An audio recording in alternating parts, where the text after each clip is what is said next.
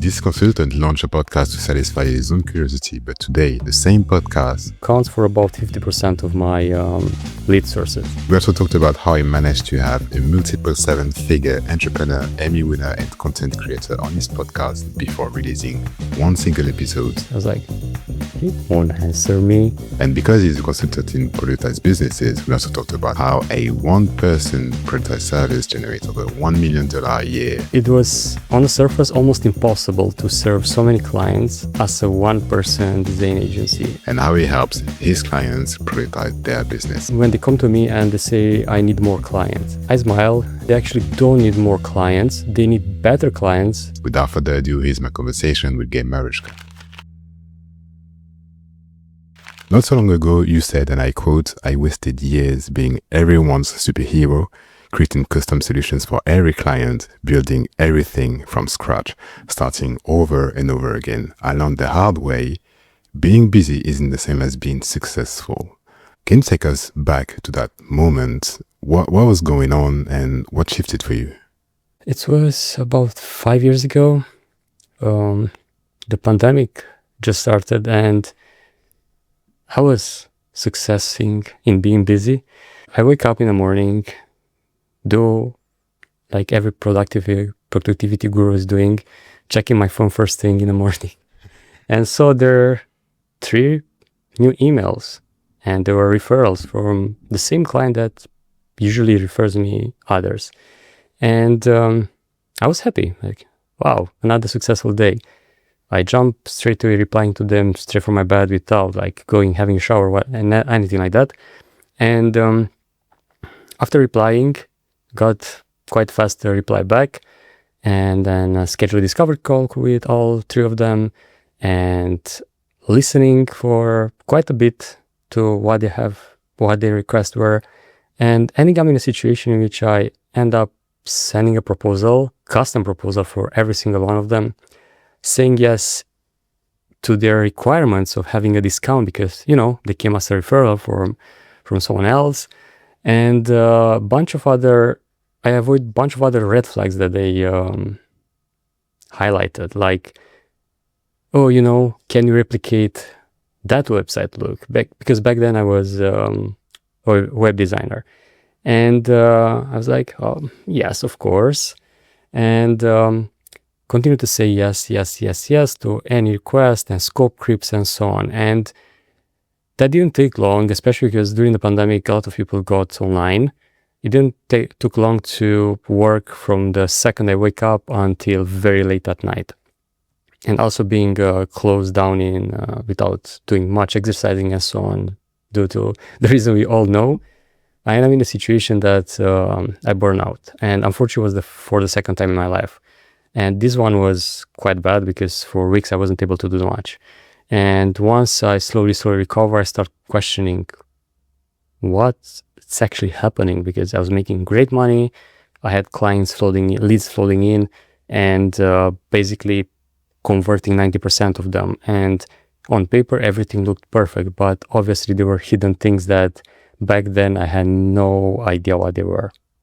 Is that when this idea of productizing your offer came to life? Was kind of the starting point, since once I recover after the burnout, I start to see and analyze what happened, and I identify some patterns. So I was basically unable to say no, because if someone else refers you clients, you should kind of accept, because otherwise they won't send you any more other clients. And of course that was false, and that was the first identification. Then I was, as you mentioned, that I wrote a couple of months back, I was everyone's hero, saying that yes, trying to help everyone, even if it wasn't a good fit or they were a nightmare to work with, they weren't fitting my ideal client and so on. And once I identify all those things, I try to find solutions. And at first I was like, oh, I should create some custom, some repeated onboarding processes and other things that can help me with the operation side of things. But then they realized that wasn't actually the biggest problem, because that's good to have. But the problem was that saying yes to every single prospect that come my way, I was creating every single time something from scratch, from the proposal to the actual product itself, to the actual solution, and so on. I was solving multiple problems in the sphere of web design and marketing, but there were unique problems and unique solutions every single time. And obviously that wasn't sustainable. I wasn't able to hire help, because if I hire help, I didn't have a standard operating procedure to go through, since the solutions were unique every single time. So I have to figure out solution first. And that led me to investigate and find ways, what can I do about it? And the first thing that I found was to find ways to see patterns in what I do. And web design is quite hard to productize, even that it's advertised as an easy way to productize things. If you serve different type of industries, different type of clients, it's very hard to have the same pattern every single time.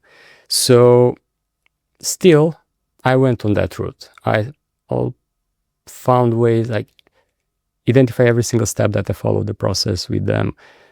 Try to create templates, for example, for repeatable things. Try to create different ways to be able to extract from them the content that I need, and so on. So that was kind of the seeds of productizing my approach. And back then was basically a service offering.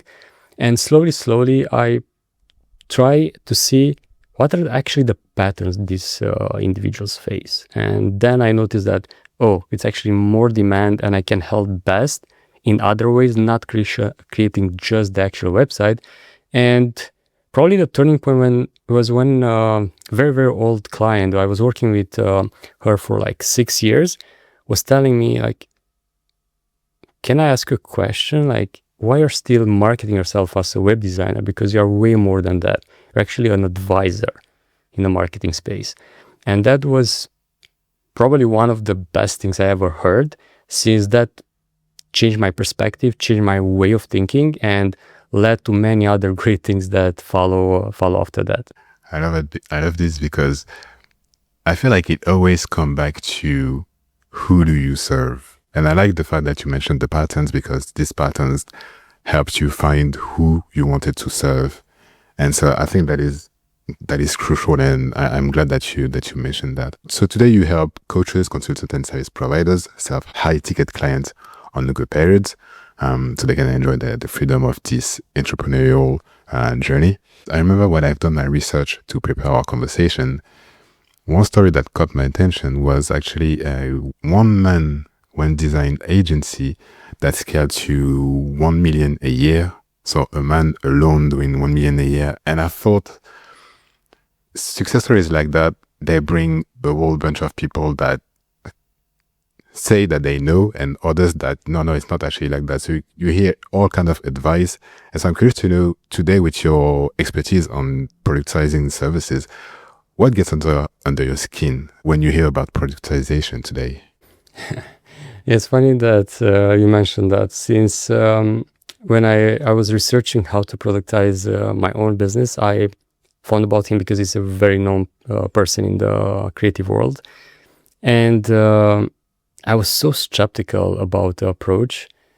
It was, on the surface, almost impossible to serve so many clients as a one-person design agency. And after I investigate how he does it, there was obviously a lot of limitation in the way he served clients. Like, it's an unlimited design request for a fixed fee.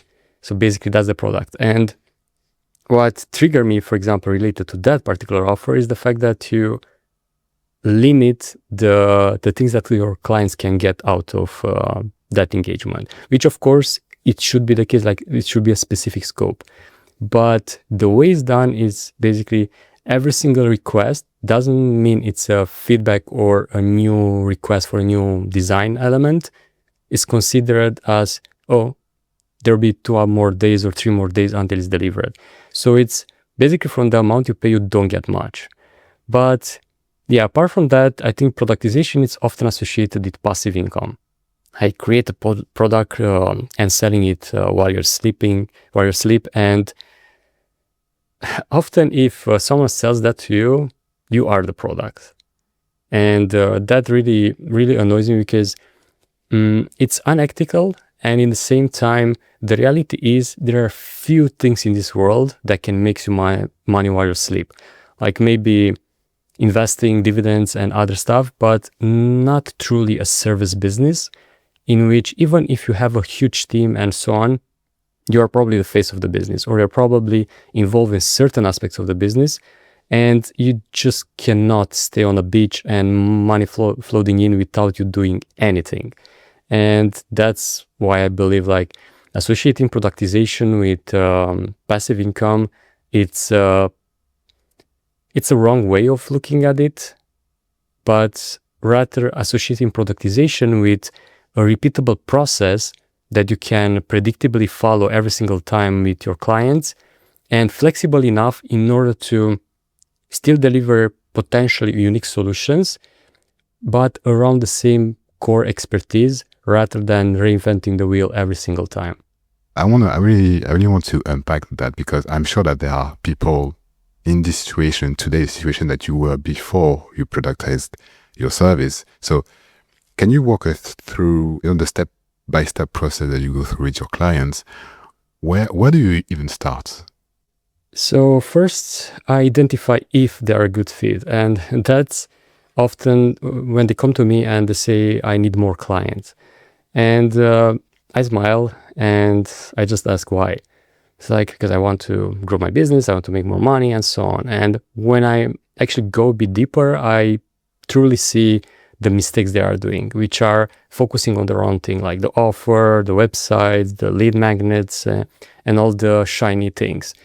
And then after asking some targeted question, I see that they actually don't need more clients. They need better clients that stay with them for longer, rather than being on this hamster wheel of chasing clients all the time and arriving at a point in which, instead of doing what you do best and what you enjoy doing and enjoying that freedom that entrepreneurship can bring if it's done the right way, they are spending time like chasing clients and so on. And instead of actually spending time with them, helping them. And when that connection is made and we identify we are a good fit, I help them start with, in my opinion, is the right step, the first step, and is the unsexy part of marketing, knowing your clients, knowing who you actually can serve best, and those that actually are able to pay you and stay with you long.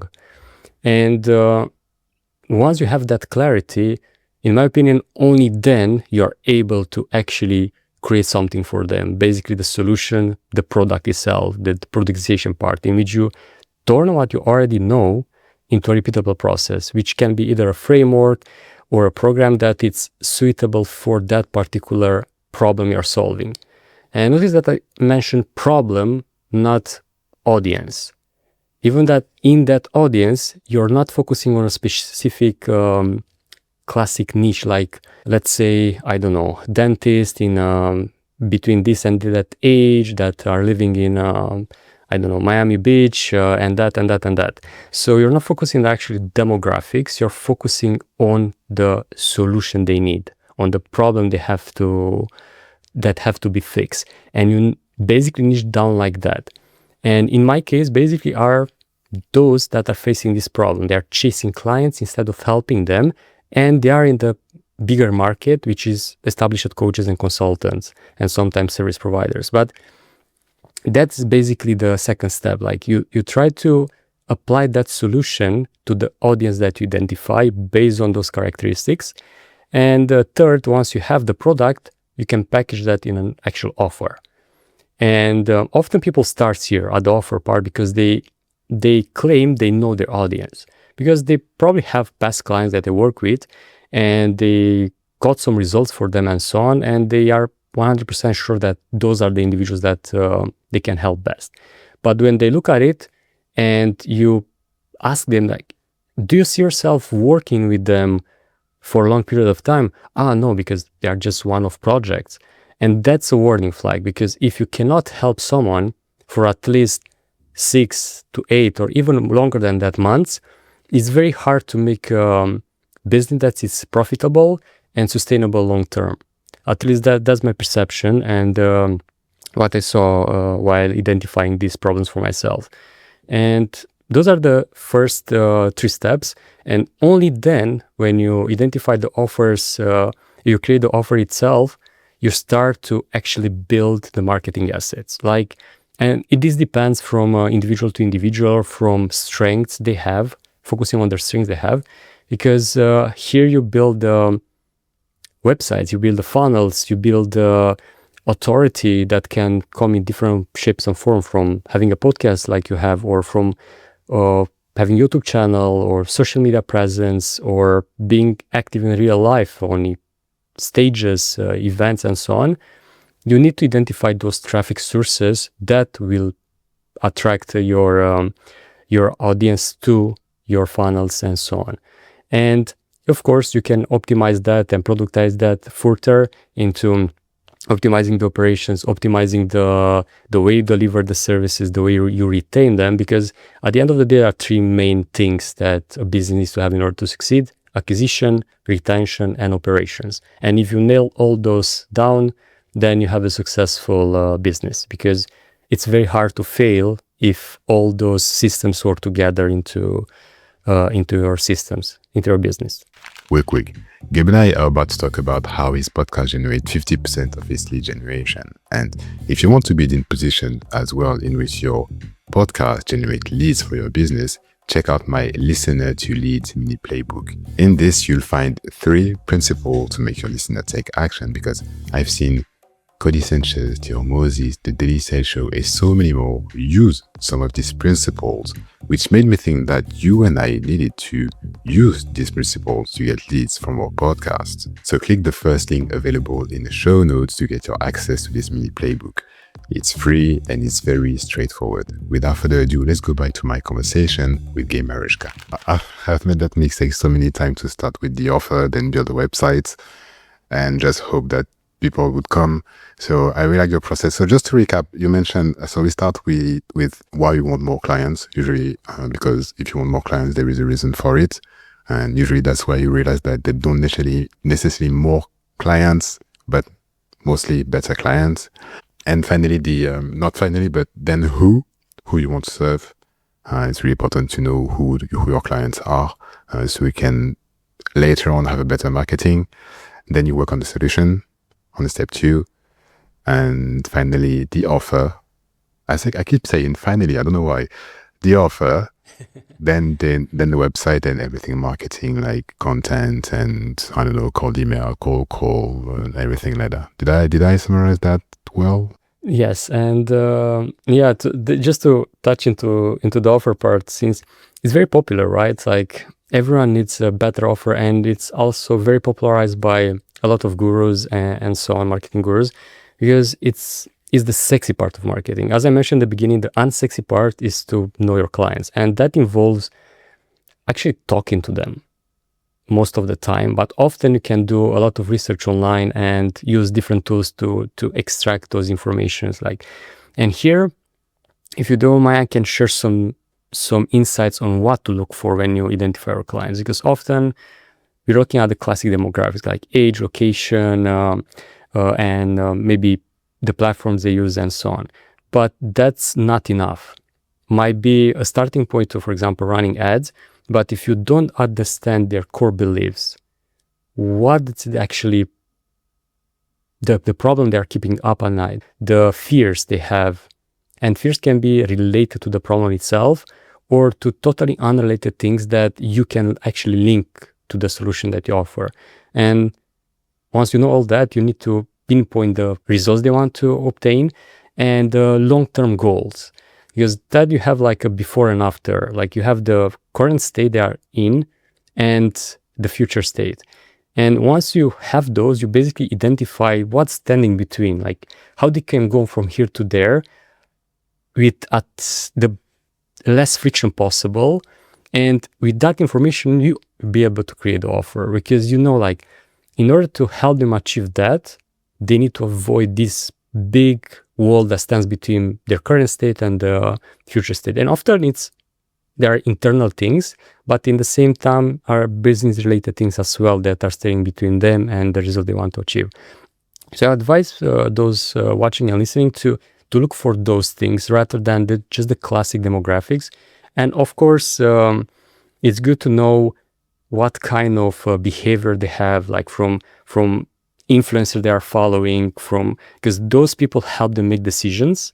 And in the same time, you can leverage one of my favorite ways of getting eyeballs on your offers, which are partnerships. Partnerships are dime a dozen that you can use, but basically through partnership you tap into other people's audiences.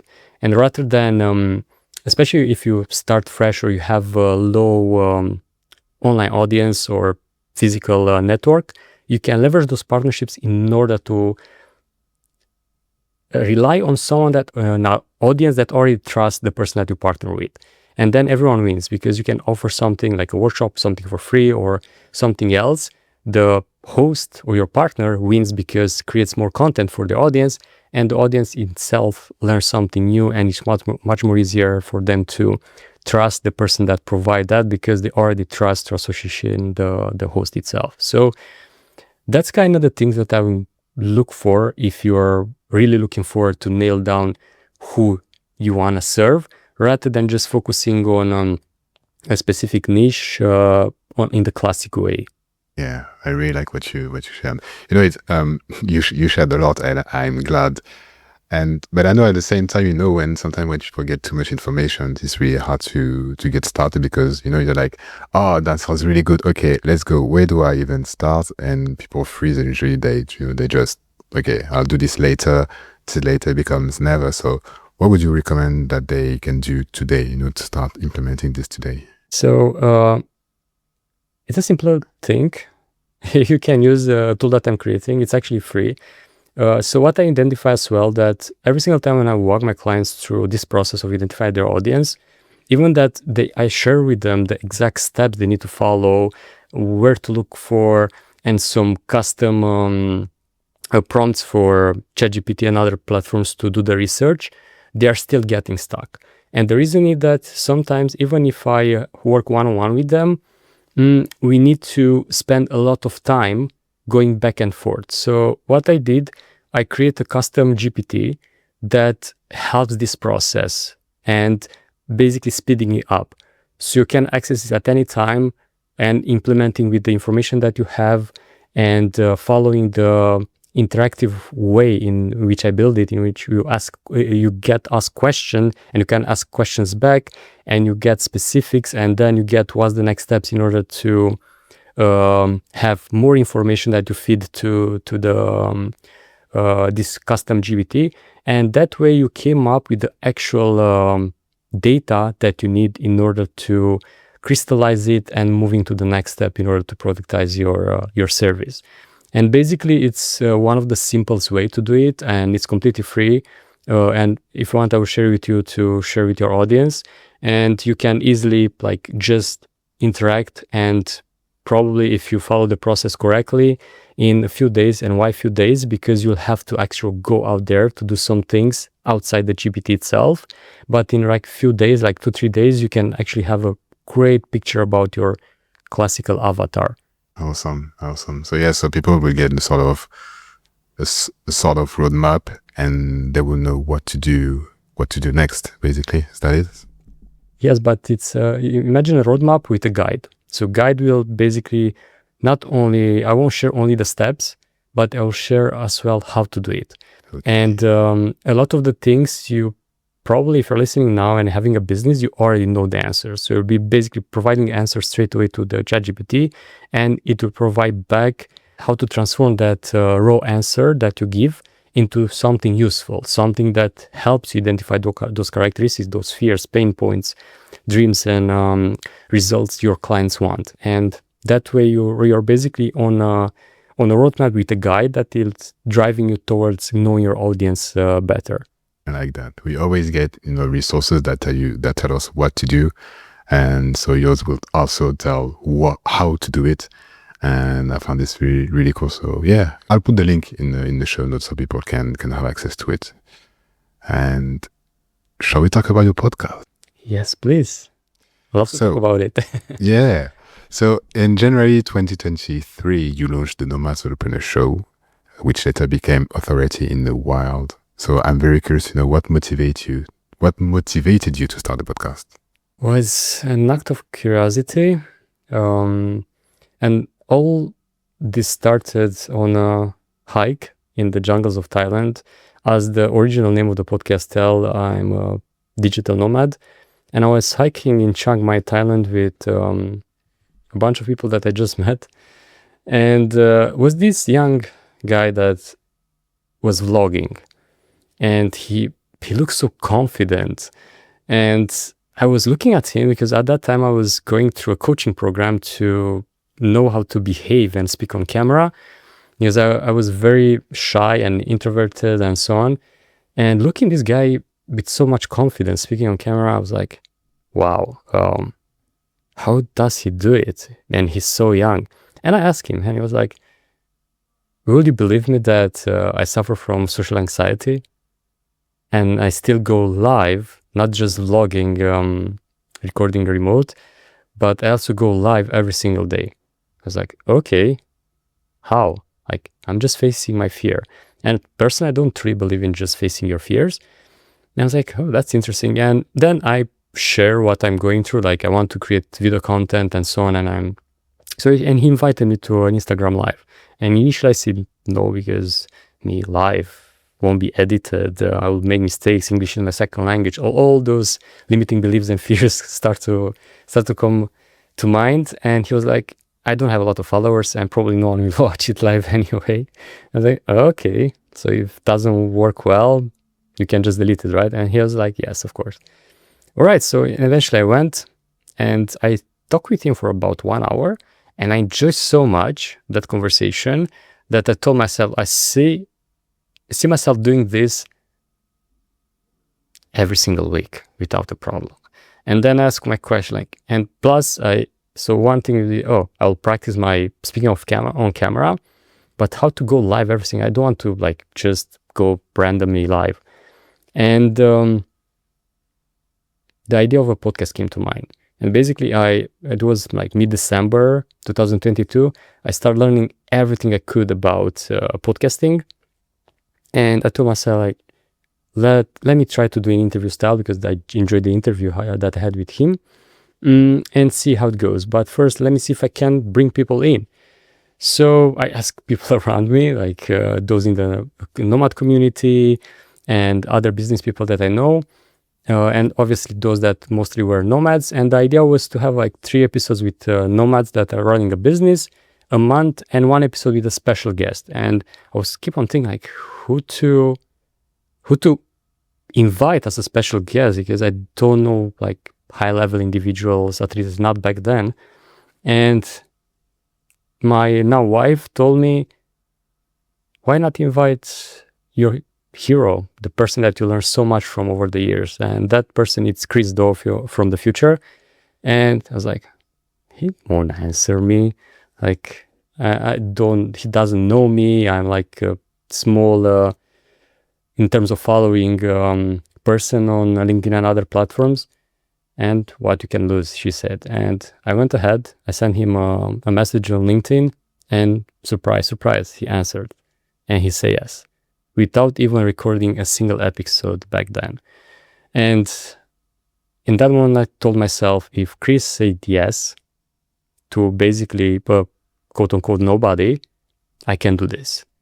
And that's how basically it started, with a hike in the jungle. And a hike that I went barefoot through a riverbed to arrive at the destination that you want. So yeah, it's always a beautiful memory to think about. Yeah, I really like that story. I knew that Chris Do was on your 4th episode, but I didn't know that it had accepted before you recorded even 1 episode, which is, yeah, I think, yeah, like you, many of us wouldn't have thought about reaching out to Chris Doe so early. So I'm glad that your wife suggested this because what a great story, and having Chris on your podcast, this is wild. Yeah, I still need to push myself to to see that that was real, and especially because, and I did a mistake, by the way, to not put his episode, the first one. Speaking of, like, if you are looking to start a podcast or anything like that, make sure to get a big guest as the number one episode that you launch. Because I was recording before launching the first episode, but my idea was to have like 3 normal guests, and normal quote unquote, like nomads and solopreneurs, and one special guest, and the special guest should be always the fourth one. So that was my idea back then. But if I will put Chris, even so, is still the most downloaded episode. But if I will put the first episode with Chris Dawn, probably the podcast will have had other trajectory. Yeah, definitely because of his. Definitely, I don't know, but definitely because of his authority, and people will have to write from the first episode someone that they know, and probably would have made a difference. But it's still a great story. I think you had the video for the episode with Chris Doe, but you started with audio only, then shifted to video, right? Actually, no. Like I was actually recording video for all my episodes, but I didn't have the means to publish them. And even the video episode with Chris, though, I published after 1 year or something. So I published the audio episode with him, and back then I was like not having the time, neither the editing skills to actually edit the video episodes. And since I wasn't making money back then, at least not directly with the podcast, I was like, I won't gonna invest in this. It's still a curiosity project, a project that I just want to enjoy doing it without monetizing it. And so another mistake that I made is in this podcasting journey, to not find help right away, or to learn myself editing right away and publish the actual videos of the episodes. And I waited for about 1 year or something. After 50 something episodes, I start publishing the videos. Yeah. I think for everyone who starts now, it's much easier with all the tools that we have that can record and edit the full episode with just a few clicks. So for everyone who starts today, I think it's much easier to record and publish and everything. So I know. So you said that you started the episode because of this first conversation that you had with this man that used to do lives. And did you have any business goal related for your podcast? Back then I didn't. So it was purely a curiosity experiment and a learning experiment. And as you know from running your own podcast, it's so great to learn from others, and a nice way to learn from others. And that was the reason back then. But slowly I identify after, I still remember that one client messaged me and said, "Do you know who I have here in the co-working space?" I was like, "No." "One of your podcast fans." I was like, "Wait, what? Like, my podcast has fans?" I was like, that can be real. And shout out to Ron if you're listening. Ron was a listener from Australia that was listening to the podcast, the Nomad, as well. And eventually he became a client, from a podcast fan to a client. And that for me was like a moment to realize that there are passive listeners that never interacted with you, but they resonate with what you share. Even that running an interview style podcast, I share less than my guests.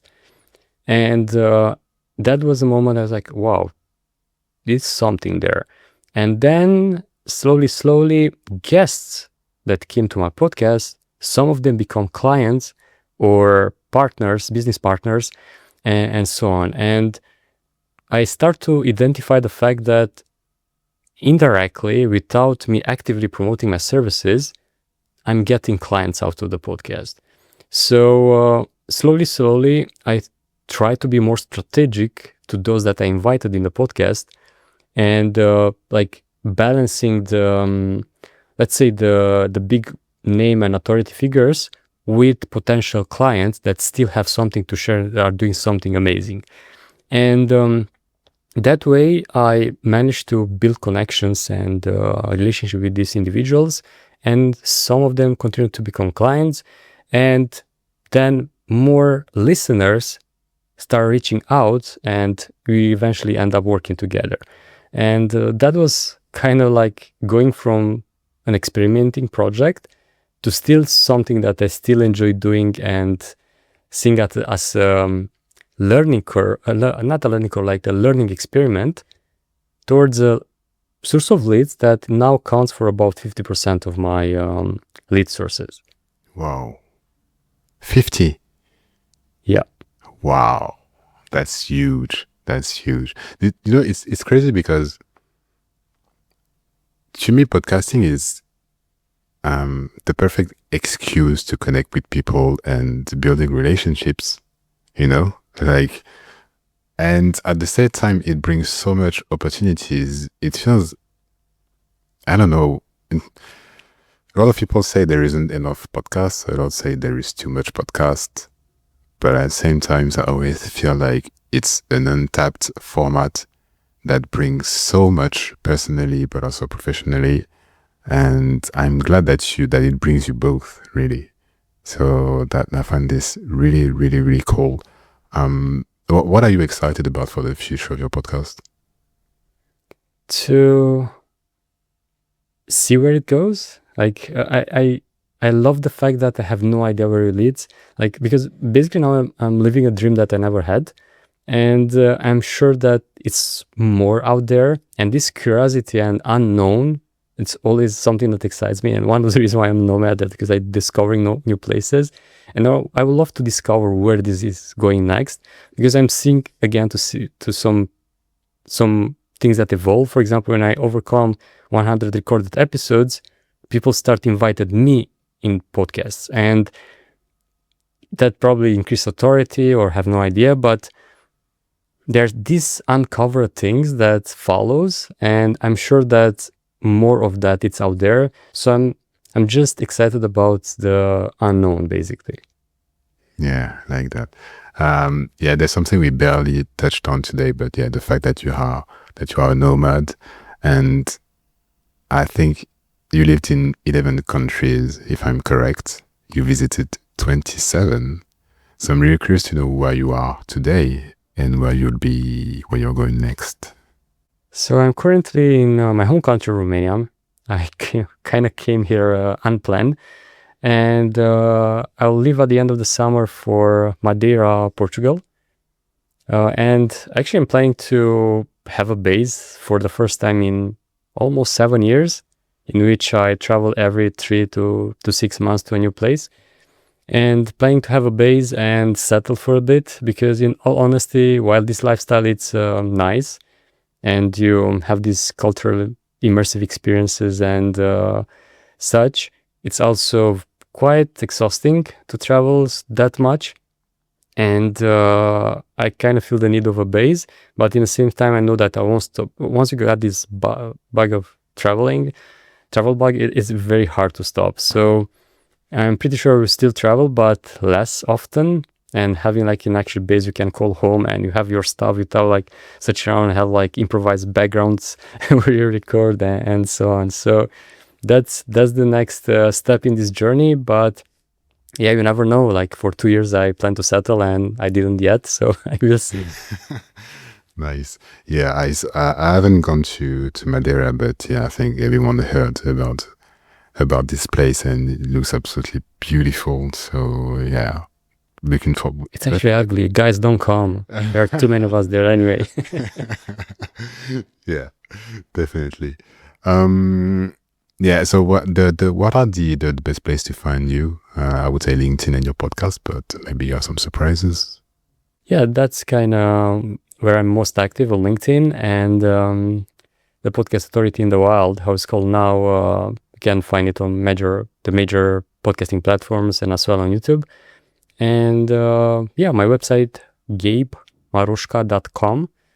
And I'm sure it'll be down below because it's a bit hard to pronounce. No, it's fine. It's fine. But yeah, I'll put the links in the show notes for sure, so people can access to all the links and possibly reach out to you if they need to. And there's something that I started on the last episode that I recorded, and I'm very curious to hear your opinion on that. I asked to my guests if they had a hot take about LinkedIn. So I'm very curious to hear yours. What's your hot take on LinkedIn? Oh man, I have too many, I would say. But I think the biggest one is it looks like a popularity contest with a lot of, I would say, fake awards. Like, imagine that you see all these screenshots of success stories with carefully cropped Stripe accounts, and then you realize this is actually a tool that they are creating those screenshots, and or quotes from clients that are not actually attributed to a real person or tag that person in your post and so on. So I think that's in my opinion, like 90% of those that post such social proof are fake. Of course, they are genuine individuals and so on. And why I think that's true, because I have a lot of conversations in DMs, and actually most people on LinkedIn don't make money, with the exception of those that are lurkers and they actually don't post and they run serious businesses and so on. And even those that post and are 100% genuine, you'll see the difference in the social proof they share. They share like actual tagging people that they work with, video testimonials, and when they share screenshots you can see from a mile that are actually genuine and so on. So yeah, that's one of the things. The other is like it's some sort of multi-level marketing, like in which everyone is like a LinkedIn expert, and like once they teach others how to be a LinkedIn expert, the other teach others how to be a LinkedIn expert, and so on. And it's kind of different from the other platforms. Probably just Instagram, it's similar. But yeah, those I think will be the top two. And we can talk forever about this, but I will upset some LinkedIn gurus probably. Yeah, it's true. It's true. I think that when you join on LinkedIn, you see all the gurus that you feel like you have to be an expert as well to be your authority. And I remember I've read something almost he said, build proof first. You know, it's always about proof. If you can prove what you say, then you'll have authority. But if you can't prove it, you're just saying everyone has already said, and you're not bringing anything to the table. So yeah, I'm glad that you mentioned that. Gabe, it's been a pleasure to talk with you today. Really, thank you for coming. My pleasure, Loic. Thanks so much for having me. It was great to connect with you and be on the podcast. Thank you so much. Thank you for tuning in. I really appreciate having you to this very end of this conversation with Gabe Marusca.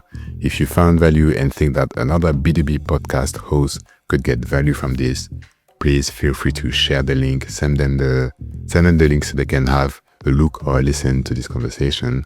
And yeah, I think that's the best way to make this podcast grow, but with the right people listening to it. So thanks again for your support, and I will see you on the next one. Take care.